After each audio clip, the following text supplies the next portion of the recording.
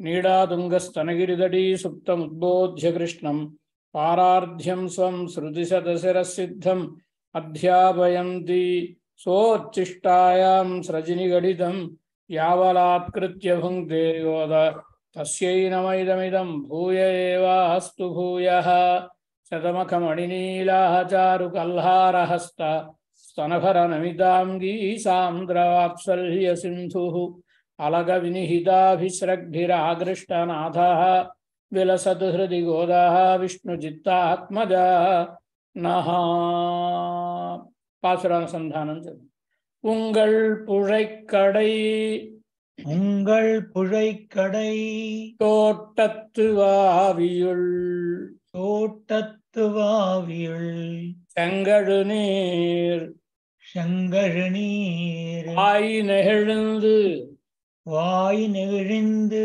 ஆம்பல் வாய் கூம்பினகான் ஆம்பல் வாய் கூம்பினகான் செங்கற்படிக்கூரை செங்கற்பொடிக்கூரை வெண்பத்தவத்தவர் வெண்பர்த்தவத்தவர் தங்கள் திருக்கோயில் தங்கள் திருக்கோயில் செங்கிடுவான் போகின்றார் செங்கிடுவான் போகின்றார் எங்களை முன்னம் எங்களை முன்னம் எழுப்புவான் வாய் பேசும் எழுப்புவான் வாய் பேசும் நங்காய் எழுந்திராய் நங்காய் எழுந்திராய் நாணாதாய் நாவுடையாய் நாணாதாய் நாவுடையாய் செங்கொடு செக்கரமேந்தும்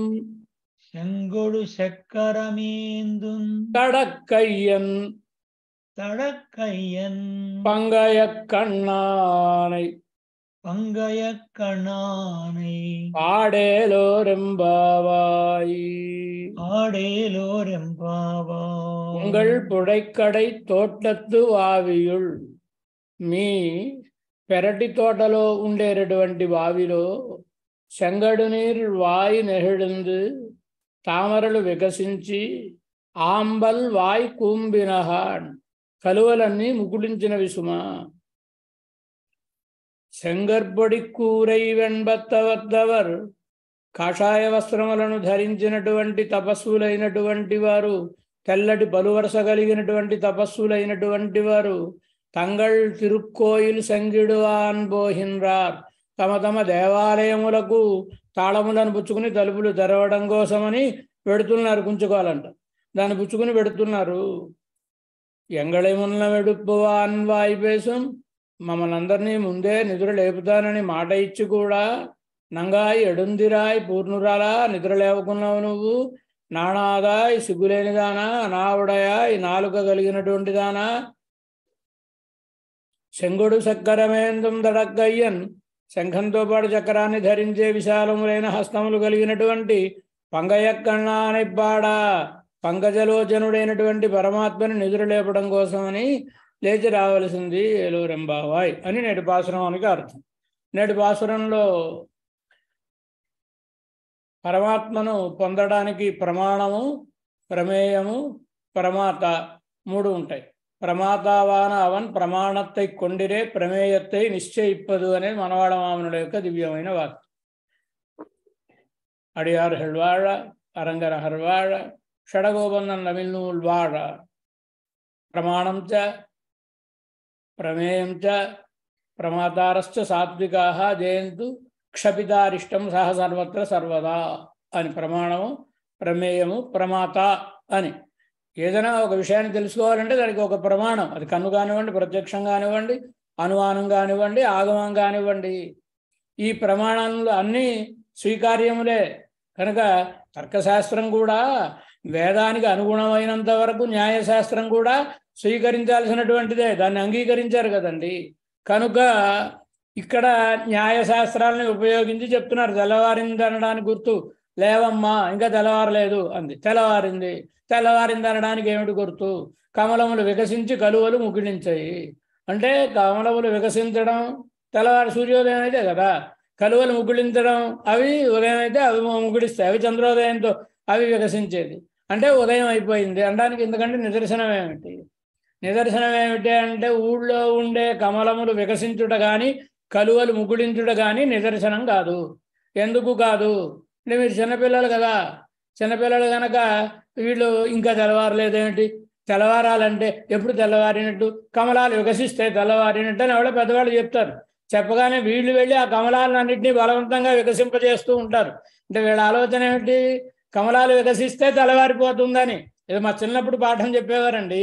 చైనాలో జనాభా అధికము, ఎంత అధికము, మనం ఊపిరి పీల్చినప్పుడు ఒకడు పుడుతూ ఉంటాడు, ఊపిరి విడిచినప్పుడు ఒకడు మరణిస్తూ ఉంటాడు చైనాలో అని అనగానే ఓ విద్యార్థి లేచి ఉహు ఉహు అని ఊపిరి విడిచేస్తున్నట్టు. ఏమిరా ఎందుకురా అంత అవస్థ పడుతున్నాడు, చైనా వాళ్ళని చంపేస్తున్నానండి గురువుగారు అన్నాడు. అలాగే చిన్నపిల్లల యొక్క మనస్తత్వాలు అట్లా ఉంటాయి. మీరు చిన్నపిల్లలు కనుక కమలాలు వికసిస్తే తెల్లవారిపోయినట్టు అనుకుని మీరే కమలాలను వికసింపజేస్తున్నారు. పాపం ఆ కలువలు ఇంకా ముగుడించలేదు, మీరే ముగుడింపజేస్తున్నారు. ఇది తెల్లవారడానికి గుర్తు కాదు అందే ఆవిడ. అంటే మరొక ఉదాహరణ చెప్తున్నారు. ఇలా చెప్పడంలో అమ్మా నిజమే, ఊళ్ళో ఉండే కమలములు ఒకవేళ వికసిస్తే మేమేదో బలవంతంగా వికసింపజేశామని అర్థం. కానీ ఇప్పుడు వీడు చెప్పేది ఎక్కడ? మీ పెరటి తోటలోని బావిలో కమలములు వికసించాయన్నది. మరి అసలు ఆ పెరట్లోకి వెళ్ళడానికి ఆస్కారం ఉందా? లేదు. ఏదో ఓ పెద్ద ప్రహారీ గోడ, దానికి ఒక గేటు, ఆ గేటుకి తాళం, ఇవన్నీ ఉంటాయి. మేము లోపలికి రాలేం కదా. మరి మీరు మా పెరటి తోటలోకి రాకుండానే బావిలో కమలాలు వికసించాయని ఎలా చెప్పారు? ఇదే అనుమాన ప్రమాణం అన్నమాట. అనుమాన ప్రమాణం ఏంటి? కనబడిన దానిని బట్టి కనబడని దానిని ఊహించడం కదండి. ఇంట్లో వంట చేస్తున్నప్పుడు తడిగడ్డలతో ఆర్ద్ర ఇంధన సంయోగం కనుక తడిగడ్డలతో వంట చేసినప్పుడు పొగ బాగా రావడం రోజు చూస్తూ ఉంటాడు కనుక అక్కడ కొండ దగ్గర పొగ కనబడితే నిప్పు కనబడకపోయినా అక్కడ నిప్పు ఉంది అని ఈ సాహచర్య నియమాన్ని బట్టో దేని బట్టో చెబుతాడు కదండి. కనుక ఇవన్నీ మనం యథార్థాన్ని బాగా మనసులో ఊనుకోవడానికి ప్రమాణములు కనుక అనుమాన ప్రమాణాలు కూడా మేము అంగీకరించినటువంటివే. చతుర్దశ విద్యాత్మం, చతుర్దశ విద్యలను మనకి శాస్త్రం చెప్తుంది. ఏమిటి చతుర్దశ విద్యలు అంటే? చతుర్దశ అంటే 14, వేదములు 4, దానికి అంగములు 6, దానికి ఉపాంగములు మీమాంస, న్యాయ, పురాణ, ధర్మశాస్త్రములు. మొత్తం అంతే 14 విద్యలయ్యాయి కదండి. చాలా చమత్కారంగా చెప్తారు. చతుర్దశత్వం, చతుర్దశ విద్యలకు ఆ రాజుగారు చతుర్దశత్వాన్ని కలిగించాడు అన్నాడు కవి. చతుర్దశత్వం అంటే ఏమిటి? అధీతి, బోధ, ఆచరణ, ప్రచారణములు. విద్యకి 4 దశలు ఉంటాయి. 1 అధీతి, అధ్యయనం చేసే దశ. 2 బోధ, దానిని బోధించేటటువంటి అర్థం చేసుకుని బోధించే దశ. ప్రచారణం, లోకమంతా ప్రచారం చేయడంతో ఆచరించడం, ఆచరణము ప్రచారం. ఈ 4 ప్రతి విద్యకి 4 ఉంటాయి. మరి చదువుకున్నటువంటి వాడు అర్థం చేసుకోవాలి, ఇతరులకు పాఠం చెప్పాలి, తాను అలా ఆచరించాలి. ఇది కనుక 14 విద్యలు ఏమిటండి? ఒక్కొక్క విద్యకి ఆ మహారాజు గారు చతుర్దశత్వాన్ని కలిగించాడు. అంటే 4 దశలు అని. చతుర్దశ అంటే 14, చతుర్దశ అంటే 4 దశలు. ఈ 4 దశలు అంటే పరిపూర్ణంగా అధికరించినటువంటి వాడు ఆ విద్యలను అని అర్థం. అట్లా వాటిలో ఈ న్యాయం అనేటువంటిది ఒకటి. దానిని ఇక్కడ కేవలం ఒకదానిని మాత్రమే ప్రమాణంగా స్వీకరించడం కాకుండా శంకిడువాన్ పోహింద్రా అందుకు ముందు వెళ్ళి విడిసంగిన్ పేరరవంకి హెడ్డయో. శంఖం అంటే ప్రణవానికి నిరసనం, ప్రణవం అంటే ఓంకారం అంటే వేదానికి మూలం, అంటే వేదాన్ని ప్రమాణంగా అంగీకరించిన వాళ్ళం అనేదాన్ని ఒకటి అంటే శబ్ద ప్రమాణం. ఇప్పుడు ఇవాళ భాషణంలో అనుమాన ప్రమాణాన్ని అంగీకరించడాన్ని ప్రత్యక్షాన్ని కూడా చెప్తున్నారు. ఏమిటి ప్రత్యక్షం? ఇప్పుడు పెద్దలందరూ కూడా వెంబత్తవర్ తంగడు తిరుక్కోయిలు సెంగిడువాన్ పోహిండ్రా.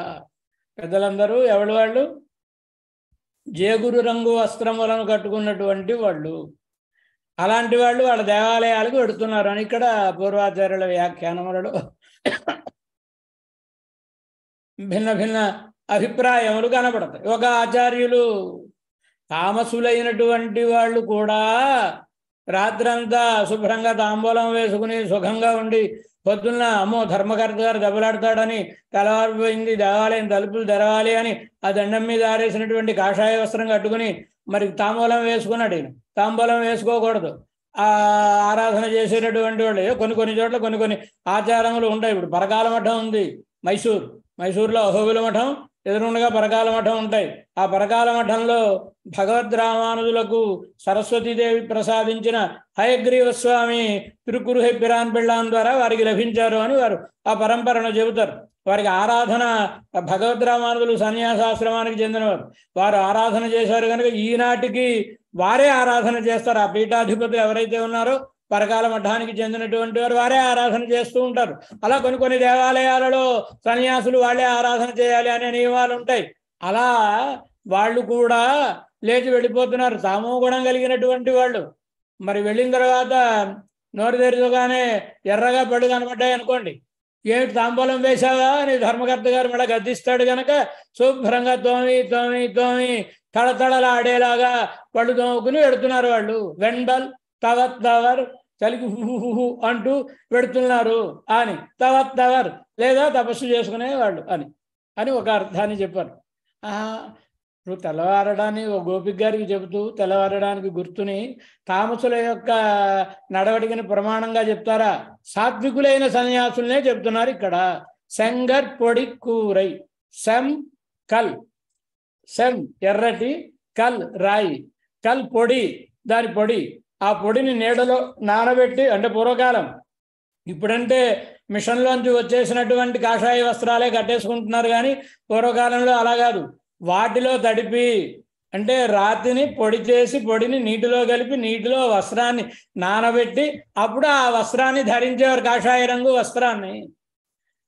అంటే వారి యొక్క స్వభావానికి చిహ్నం అది. ఎంచేత కల్ రాయి, మన మనసు అండి రాయి లాంటి మనసు. ఏమాత్రము పెరుమాళ్ వైభవాన్ని గురించి కీర్తించిన స్పందించని రాతి లాంటి మనసు. అలాంటి మనసును ఏం చేయాలి? పొడి చేయాలి. ఆ పొడి చేసిన దాన్ని భగవంతుని యందు ఉపాసన భక్తి తజ్జలాని శాంత ఉపాసిత అని జలములని భగవాను ఉపాసన చేయమని ఉపనిషత్తు చెప్తుంది కనుక ఆ జలములలో కలపాలి.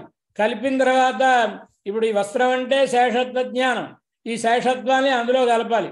కలిపితే ఎర్ర రంగు సంతరించుకుంటుంది. అంటే శేషత్వం అంటే కైంకర్యం చేస్తే సరిపోదు, ఇది నాకు విధి తప్పదు అనుకుని కాదు, ప్రీతిపూర్వకంగా ఈ ఎర్ర రంగు అంటే రాగం అంటే అనురాగంతో కూడి పెరుమాళ యొక్క ఆరాధన చేయాలి అని వెళ్ళాడు. వెంబల్ తెల్లటి పలువరస అంటే వాంగ్నియతి కలిగిన మహానుభావులు అని అర్థం. అభక్ష్యభక్షణాదులు అవి చెయ్యకుండా నియతి కలిగిన వారు. మాట్లాడడంలో కూడా మన మాట వలన ఎదుటివారికి ఆనందం కలగాలి తప్ప, మేలు కలగాలి తప్ప, ఎదుటివారి మనసు ఖేదాన్ని పొందేటటువంటి రీతిగా ఈ మాట ఉండకూడదు కనుక అలాంటి వాంగ్నియతి కలిగినటువంటి మహానుభావులు కనుక. వెంబల్ తవద్దవర్, ఎప్పుడు పరమాత్మనే తప ఆలోచనే కనుక ఎప్పుడు పరమాత్మని గురించే ధ్యానం చేస్తూ ఉండేటటువంటి మహానుభావులు. తంగడి తిరుక్కోయి తమ దేవాలయములకు చెంగిడువాన్ బోహింద్ర అర్పోత్తందర్ అని కూడా పాఠం, పురాతన పాఠం ఉంది. వీళ్ళు వచ్చేస్తున్నారు అంటే పెడుతున్నారు అని అర్థం అనమాట. అంటే వాడు తలుపులు తెరిచి ఆరాధన చేయడం కోసం పెడుతున్నారు. తెల్లవారింది అనడానికి ఇంతకంటే గుర్తేమిటి అని. వాళ్ళు తెల్లవారులు నిద్రపట్టక ఇంకా తెల్లవారకుండానే వెళ్ళిపోతున్నారు రా దేవాలయానికి. అది ఎలా నిదర్శనం అవుతుంది? మరి వాళ్ళని నిదర్శనంగా చెప్పమంటావు, మరి నీ మాట ప్రమాణంగా చెప్పమంటావా? చెప్పడానికి వీల్లేదు. ఎంచేత వీళ్ళందరూ కృష్ణ భగవానుడు వెళ్ళిపోయాడు, గోపికలందరూ కూర్చున్నారు. రేపు తెల్లవారుజామునే కృష్ణ భగవానుడి దగ్గరికి వెళ్ళాలి మనం. ఆయనేమో కొంచెం తెల్లవారితే పశువులు ఏమైనా కాదు చిన్న బీడుకు వెళ్ళిపోతాడు, తర్వాత పెద్ద బీడుకు వెళ్ళిపోతాడు, మళ్ళీ సాయంత్రం దాకా రాడు. తెల్లవారుజామున మెలకు వస్తుందో రాదో, ఆ కాలంలో అలారాలు లేవు కదండి, కనుక మనకు మెలకు వస్తుందో రాదో ఏమైపోతామో అనుకుంటే ఇవాళ పడుకున్న గోపిక్ గారు మీకేం భయం లేదు, హాయిగా దుప్పటి కప్పుకుని పడుకోండి, నేను మిమ్మల్ని అందరినీ లేపుతాను, నేను తెల్లవారుజామున లేచిపోతానని వాగ్దానం చేసిన ఆవిడ పడుకుంది. ఇప్పుడు వీళ్ళందరూ వచ్చి ఆవిడని లేపుతున్నారు. ఎంగడై ముల్లం ఎడుపు వాన్ వాయిపేసం, మమ్మల్ని నిద్ర లేపుతామని మాట ఇచ్చి కూడా లేవకుండా ఉన్నావు నువ్వు. నంగాయి ఎడుందిరాయి పరిపూర్ణురాలివి. పోనీ అలాంటప్పుడు నన్ను విడిచిపెట్టి వెళ్ళిపోవచ్చు కదా, నువ్వు లేకపోతే గోష్ఠికి పూర్ణత లేదు. నువ్వు అంత పరిపూర్ణమైన ఆత్మగుణములు కలిగిన దానివి కనుక నువ్వు ఉంటేనే కృష్ణానుగ్రహం మాకు కలుగుతుంది కనుక అని నన్ను నిందిస్తూ నేను రావాలని ఎందుకరా మీరంటారు. నానాదాయ్ నావుడయాయ్. ఆ కృష్ణ భగవానుడు బహు చమత్కారి. ఆ వచ్చిన వాళ్ళని ఎలా వెనక్కి పంపించేద్దామా అని చూస్తాడు. కృష్ణ భగవానుడికి ధీటుగా మాట్లాడగలిగినటువంటి వాడు కావాలి. అలాంటి గోపికలు ఎక్కడ పడితే అక్కడ దొరకరు. ఎక్కడో అలాంటి వాళ్ళు చాలా అందంగా కృష్ణ భగవానుడు వస్తానన్న సమయానికి రాలేదు, ఆలస్యం అయిపోయింది. ఈ గోపిక గారికి కోపం వచ్చింది, తలుపులు విడాయించుకుని కూర్చుంది. ఈయన వచ్చేదే అర్ధరాత్రి. వచ్చాడు ఈయన, ఎవరికి తెలియకుండా తలుపులు తడుతున్నాడు ఈయన. ఈ లోపల ఈవిడ కూర్చుని ఉంది కోపంగా. వచ్చింది కృష్ణ భగవానుడు అని తెలుసును. ఎందుకోసమని ఆ తలుపుల మీద కొట్టినప్పుడే టక్కటకటకానో ఏదో వాళ్ళకేదో ఉంటుంది కోడ్, ఆ కోడ్లో కొడుతున్నాడు ఈయన కనుక కృష్ణ భగవానుడు అని తెలుసును. అయినా ఈవిడ కృష్ణ భగవానుడు అంగుళ్యాగ కవాడం ప్రహరది. ఎవరండి ఆ తలుపులు కొట్టేది వేళతోటి? అంది ఈవిడ. అంటే ఈయన కుటిలే మాధవ.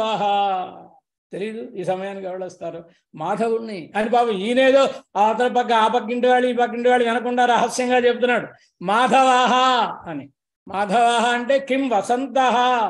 మాధవాహ అంటే వసంతుడికి పేరండి. వసంతుడికి ఇక్కడ ఏం పని?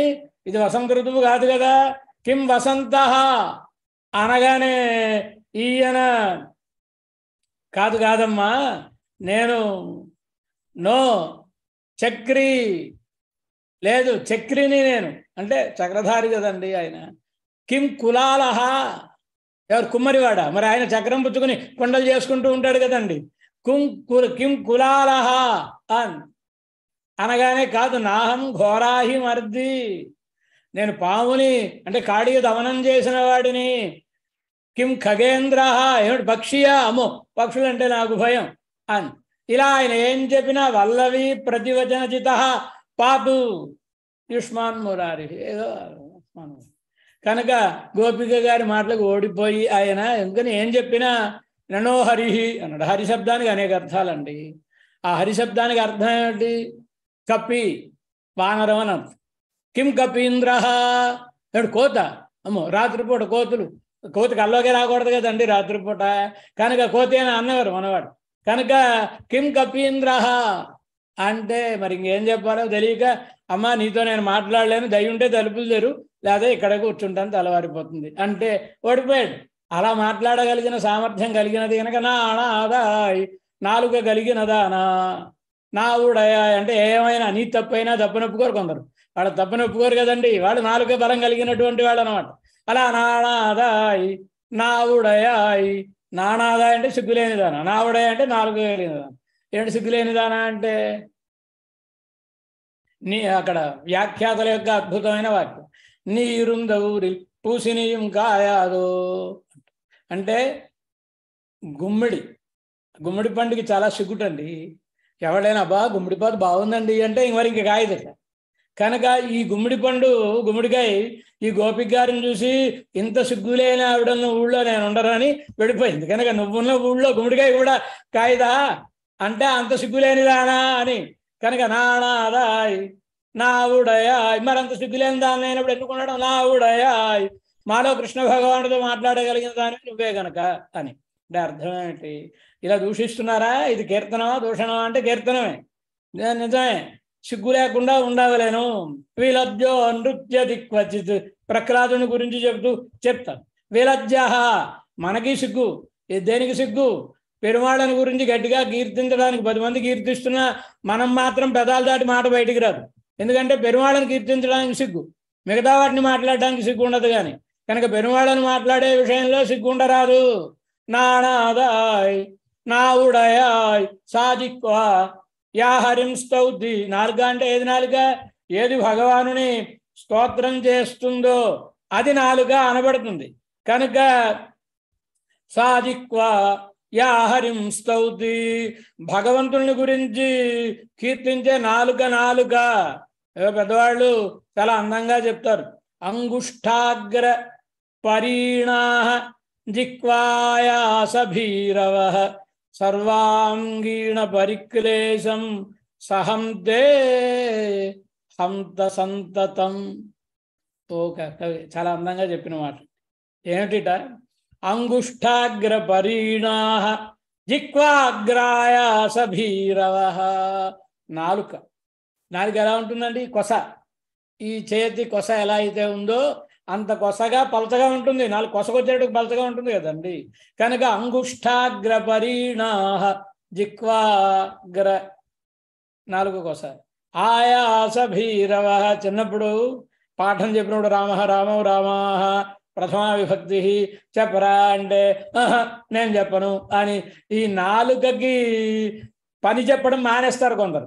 ఇంచేత అమ్మో అంత కష్టపడి మనం ఏం చదువుతామండి అని. ఈ నాలుకకి పని చెప్పకపోతే ఏమవుతుందో తెలిసిన, ఈ నాలుక ఎంత ఉంది, పల్చగా ఉంది, దాని కొస దాంతో పలికితే చాలు. కానీ దానికి బద్దకించేస్తే ఏమవుతుంది, ఆ తర్వాత చదువు సంధ్య అవ్వకపోతే మూటలెత్తి బతకాలి. అప్పుడేమవుతుంది, సర్వాంగీణం పరిశ్రమం, మొత్తం ఒళ్ళంతా కష్టపడితే తప్ప, రెక్కలు ముక్కలు చేసుకుంటే తప్ప మరి ఏదో పూట గడవదండి. ఎందుకోసమని ఆ పక్కన ఆయన్ని చూస్తే ఈయన బాధపడిపోతూ ఉంటాడు. ఆయన సాఫ్ట్వేర్ ఇంజనీర్ అండి, ఏమిటో ఇంతంత జీతాలు అని. ఈయన చదువుకుంటే ఈయనకి జీతం వస్తుంది, ఈయనకి ఆ చదువు అవ్వలేదు కనుక వాళ్ళని చూసి అసూయ పడితే ఏమిటి ప్రయోజనం కనుక అలా నాలుక ఉన్నందుకు ప్రయోజనం ఏమిటి అంటే భగవంతుని కీర్తించగలిగితే నాలుక ఉన్నందుకు ప్రయోజనం.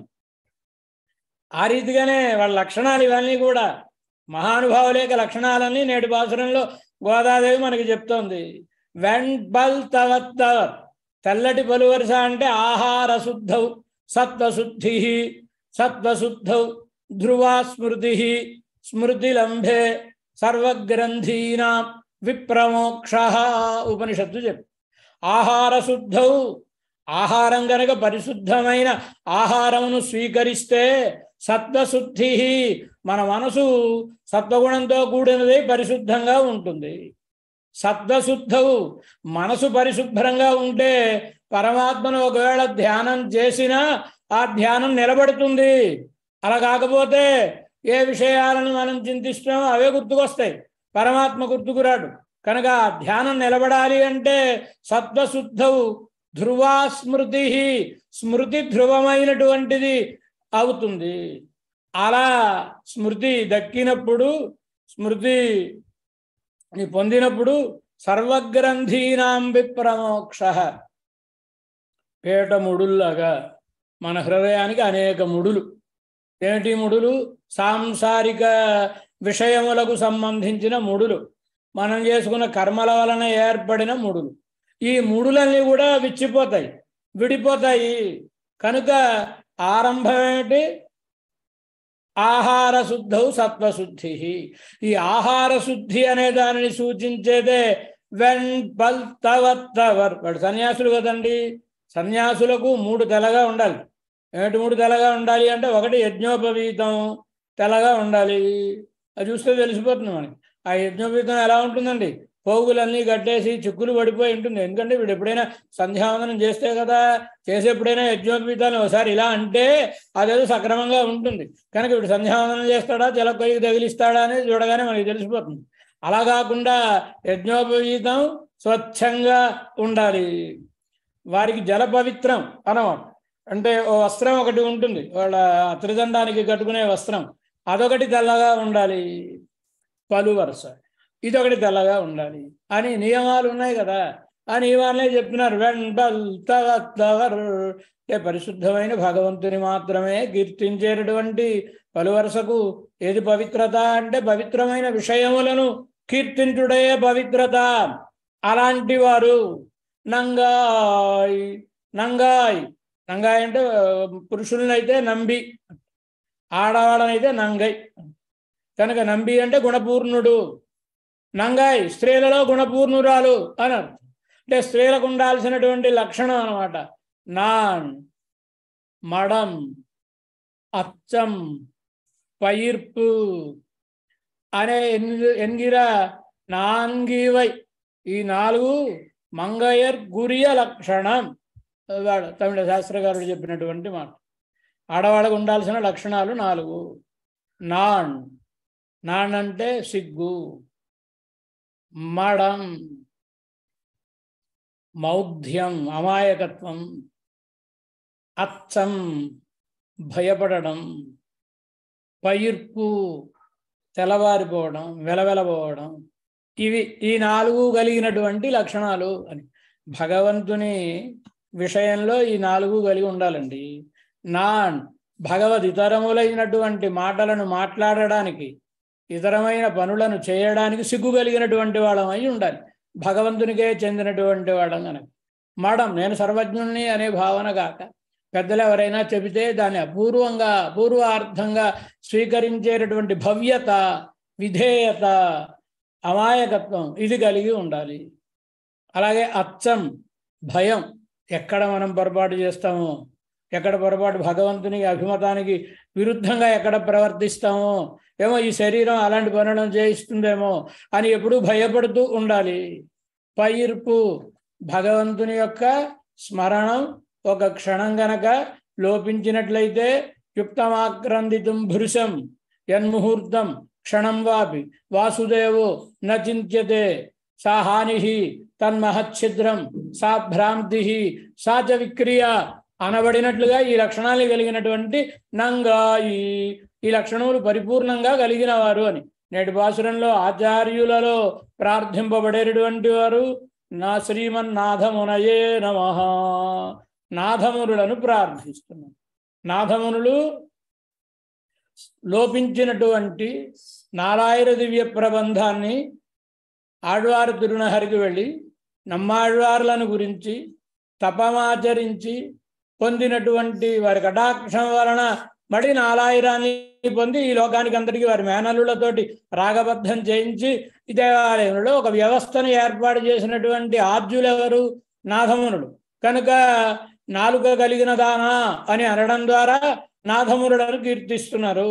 ఆళ్వార్లలో నమ్మాళ్వార్లను కీర్తిస్తున్నారు వాటి పాసురంలో. నమ్మాళ్వార్లు నా ఉడయా, ఈ నాలుగు కలిగిన వారంటే 4 వేదములకు 4 ప్రబంధములను తిరువిరుత్తం, తిరువాసిరియం, పెరియ తిరువందాది, తిరువాయిమడి అనేటటువంటి వేదం తమిళ పెరుమాన్ వేదములు తమిళ భాషలో అనుగ్రహించినటువంటి వారు నమ్మాళ్వార్లు గనక ఆళ్వార్లలో నమ్మాళ్వార్లను కీర్తించుతున్నారు నేటి పాసురంలో.